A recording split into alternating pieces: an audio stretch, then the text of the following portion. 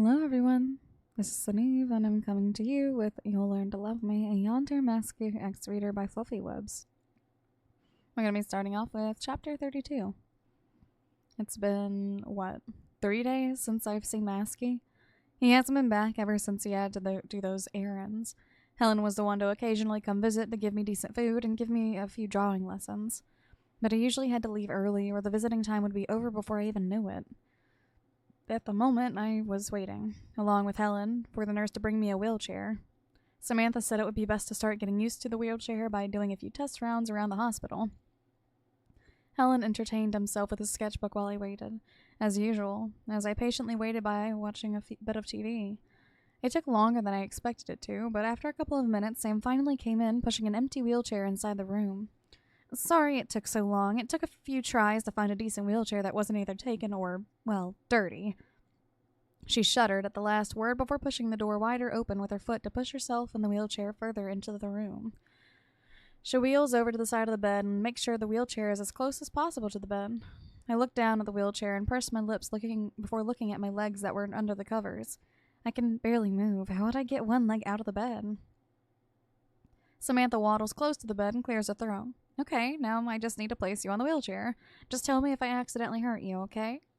Sam smiles, trying her best to sound confident on how she'll be able to lift me up. Not to offend, but she doesn't seem like she could even drag me out of bed. If she looks like she can't even lift her own weight up, then she surely won't be able to lift me up. Sure. I let out a sheepish laugh. Boy, she's probably going to struggle a bit, considering how small she is. Samantha hooks her arms under mine, slightly shifting my torso off the bed while my legs are limply laying in the same spot. She struggles a bit, using her short arms to try and get me off the bed, and Helen decides that Samantha is taking too long and stands up from his seat, placing his sketchbook down. Allow me. He doesn't even bother to get permission before he laces a hand on my lower back. He hooks his arm underneath my legs, making me wince at the touch. Yikes, the place you need to hold on to pick someone up just had to be the place where I almost got amputated. Sorry. Helen dully apologizes before lifting me off the bed, shoving the covers off in the process. Samantha steps aside as Helen carefully places me onto the wheelchair. I can't help but notice how I was using hospital pants instead of the ones I was wearing before I came here. Man, I didn't even realize I was wearing something else until now. Thanks, I utter out. I know I shouldn't be embarrassed by having someone pick me up to help me sit on a wheelchair, but still. Samantha looks a bit more relieved now, knowing the job was done for her. Do you need any assistance, or will you be able to work your way around? Samantha questions, offering her help. I glance down at the large wheels on either side of me. I've seen people wheel themselves around easily, and if they can do it, so can I. Just mimic what they do. Besides, even if I do need help, Helen will give me assistance, if necessary. I shake my head. I'll be fine, I state. Samantha proceeds to clasp her hands together and smile.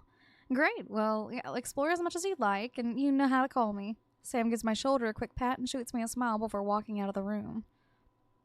Well, we're ready for an adventure, I guess. I place my hands on both of the wheels as Helen steps aside to give me space. I push the wheels forward, allowing the wheelchair to roll the way I pushed. I guess it's not too hard to get around with this, but it's surely something I would have to get used to. Ready to roam around? I hear Helen's soft yet dull voice ask me. I nod my head. Ready as I'll ever be. Masky ran his fingers along his arm, feeling around with two of his fingers. He winced every time he accidentally came upon a bruise or scratch that his so-called boss had left on him. His face twisted into an unpleasant scowl behind his mask. Boss could have surely done worse. Worst punishment Masky could get was most likely death, but since he only got a warning, all he got were a few painful hits. He grit his teeth as he crossed his arms over the kitchen table. No matter how hard he tried to ignore the set of eyes that were on him, he just couldn't. And it pissed him off. Could you fuck off? Masky spat, snapping his head over his shoulder to glare at the orange-hooded male. Leaning his behind against the counter, arms crossed over his chest, the hooded male shrugged his shoulders. The operator told me to keep an eye on you before you run off to that girl again. He would finish her off himself, but since he has more important things to do, consider yourself lucky. Hoodie snorts. Masky scoffs, resting his chin on the palm of his hand. With his acquaintance constantly watching over him, how is he supposed to leave? Hoodie is no snitch, but when it comes directly from the boss, he won't dare to break a direct order. Masky purses his lips and hunches over in his seat. This can't get any better. And just as that thought passed by, he heard a set of soft footsteps into the kitchen. Aw, did your daddy give you a rough punishment? An annoying, stammering voice sang out in an irritating, teasing tune. Masky snapped his head towards the sound of the voice, angrily stitching his brows together. If he could only rip out that tongue of his, that would teach him to shut the fuck up. You watch your mouth, Rogers. Masky sneered bitterly, slamming his fist onto the table in irritation. If Slender weren't here, I would. You wouldn't do shit. Because of your sweet little girlfriend, I lost a shit ton of blood, and you know, since you aren't allowed to leave the mansion for some time. Toby hums, patting Masky's head as he passed by him. Masky scoffed softly before fixing up his hair. I might just get my revenge.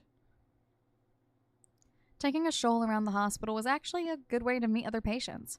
I've even befriended a little 8-year-old girl named Cecilia who preferred to be called Cece. I decided to spend some time with her along with Helen, mainly because her family didn't visit her often, apparently. She loves to draw, which is a good thing since Helen had a lot of drawing utensils with him. Even if Helen didn't seem to like children, he was forced to stay with me because, well, he was being paid to do so. I was currently beside her bed with my sketchbook in my lap, scribbling away as she mimicked my actions. She told me all sorts of things about herself. She told me how she loved to ride her pink step scooter, how she had a dog at home named Flower, and how she had to stay in the hospital for a very long time due to an unknown virus. Poor kid told me she barely had company, since most of the people in this hospital were too mature or the nurses are too busy to spend time with her. Guess I could fill that in that void. Her tiny hand furiously moved along the paper, drawing multiple streaks along the page. Helen sat nearby, spacing out in his own imaginary world while blankly staring at his sketchbook. As I drew alongside Cece, I suddenly hear her squeaking voice ring out. So? She innocently drew out her word before turning her head towards me. Why are you in the hospital? I suppose I can answer that since she gave me the reason why she is here, but then again, I can't just tell her that a murderer tried to detach my legs from my torso. Oh, my legs just had a little accident. I'm very clumsy. I let out a short laugh. Cece smiles, showing her few teeth that she still had in her mouth. Me too. Mama says that all the time to me. She giggles brightly. She's adorable. I can tell I'm going to be good friends with this kid while I'm stuck in this building. A sudden ringtone makes me jerk my head up. I don't recognize it to be my ringtone, then I snap my head to the side, seeing Helen suddenly stand up from his spot. His eyes take a quick scan over the phone before his gaze meet mine. I'll be back, his soft-spoken voice stated as he rushes out of the room. I knit my eyebrows together in confusion from his sudden call. Oh well. I simply shrug it off and continue to draw with Cece. This is just a phase you're going through again. Are you sure you took your pills? Everything he just said made Masky so furious. Every word, every sentence, it just made him want to lash out. He knows he can't. Masky sucks in a deep breath, clenching his hands into fists to refrain himself from doing anything too stupid. I took them. I'm fine.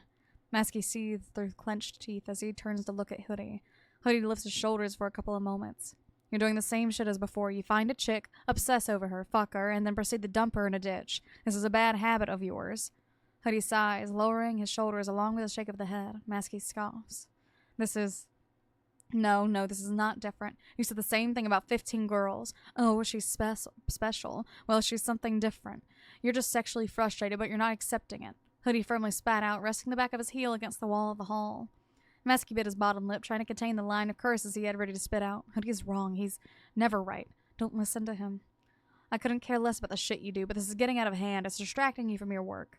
Hoodie asserted, getting more than just fed up with Masky's behavior. Masky didn't say anything back. He doesn't have a witty remark or a smart-ass comment to spit back at Hoodie. He stayed silent, barely listening to his friend's rant. It isn't important, anyways, and from the corner of his eyes he could see someone come up the stairs from the end of the hall. His eyes narrowed dangerously as his lips snarled with rage at the certain teen. What's important now is keeping a close eye on Rogers. Who called? It's none of my business, but I'm still curious. I watch as Helen shuts the door behind him and heads over to his previous spot. He sat down, completely ignoring my question, or maybe he just didn't hear me. Even little Cece tilted her head up from her drawing once she took notes that Helen didn't respond. I quirk a brow. Helen? I call out. Helen looked up slowly, finally linking his gaze with mine. I gave him this questioning stare with furrowed brows, to which he just shrugged in a reply. He grabbed his sketchbook along with his pencil once more before continuing where he had left on. It was Tim. He replied to my question later than I expected him to, keeping his eyes on the paper. My heart almost skips a beat at the mentioning of his name. Really? Where is he? Is he okay? Why is he gone for so long? I can barely stop the line of questions that just decided to squeeze their way through my lips. It's not like it matters that he's gone for a long time. He can disappear out of my life for all I care. But I'm just curious to know where he is right now. Helen doesn't even bother to look up from his drawing. He's okay. He starts out softly, shooting a quick glance over his sketchbook to look at me before continuing. He's having a bit of a problem. He'll be gone for a little longer. This rang my little bell of concern. A problem? What kind of problem? I bite the inside of my cheek to prevent myself from spurting out even more questions. Anything else? I prod further into the subject innocently. Helen purses his lips for a few seconds, and he casts a quick glance towards Cece before looking back down to his drawing. I'll tell you later, was his short response before returning to his previous actions. I assumed it was something gruesome he had to say if he didn't want to say it in front of Cece. I shudder. That can wait, and in the meanwhile I might entertain myself by drawing alongside Cece. After drawing with Cece until the afternoon, the nurses decided that it would be best for every patient to return to their own room to receive their meals. I despise the thought of hospital food, but since Helen had nothing with him, I had no other choice. I was currently sitting in my hospital bed, patiently waiting for Samantha to come in at any moment with food. And speaking of food, I haven't seen Helen eat all day. Does he even eat? Or is he some kind of special person that doesn't need any type of nutrition? Aren't you going to eat something? I ask. Helen shakes his head. I already ate. I'm not hungry. He dismisses me rather quickly. Oh, well, good for him. Then again, this means I'm going to have to suffer with hospital food. Ugh. As I was thinking about what kind of horrible mush I was getting, Samantha barged into the room with a food tray clutched in her shaking hands. Her lips held a nervous and stressed smile as she quickly hurried towards me. Sorry, it's late. I have to go attend to other people now. Half of our workers have called in sick, so enjoy your meal. Samantha plopped the tray onto my lap without another word before rushing out of the room. Before I can even thank her, she's already gone. I looked down at my tray, scanning my eyes over the multiple items on it. White, bland chicken that has probably been reheated multiple times with a side of rice that looked undercooked. For a drink, all I got was a glass of water. I pursed my lips in distaste. That looks gross, I heard Helen point out. I glanced over to him, seeing him cautiously eye the food on my tray, and I clicked my tongue, looking back at my tray. He pointed out the obvious. Thanks, Helen. I pick up the plastic fork that was next to the plate of chicken and rice before scooping up a bit of rice onto my fork. With hesitance, I lift the fork up to my mouth and take a bite of the rice. It tasted bland, like I expected it to. Not only that, but it was cold. Well, it's better than nothing. Besides, I am pretty hungry, and as I ate up the rice first, I look over to Helen. I'm curious about what he wanted to tell me before. So, what was that, the other thing? I saw the bits of food left in my mouth before continuing. That Tim told you over the phone, is it anything serious? I ask. Helen raises his brows once. I would say so. He agrees. I place my fork down for a few seconds, giving my full attention to Helen. Well, I question, what is it? Helen blankly looks up at me like he usually does, and he seems to be hesitating before he finally breathes out. Toby is out for your blood. That has ended that chapter. The chapter after that one is chapter 33. Let me know how you guys feel about that one, and I will see you guys next time. Until then, bye-bye.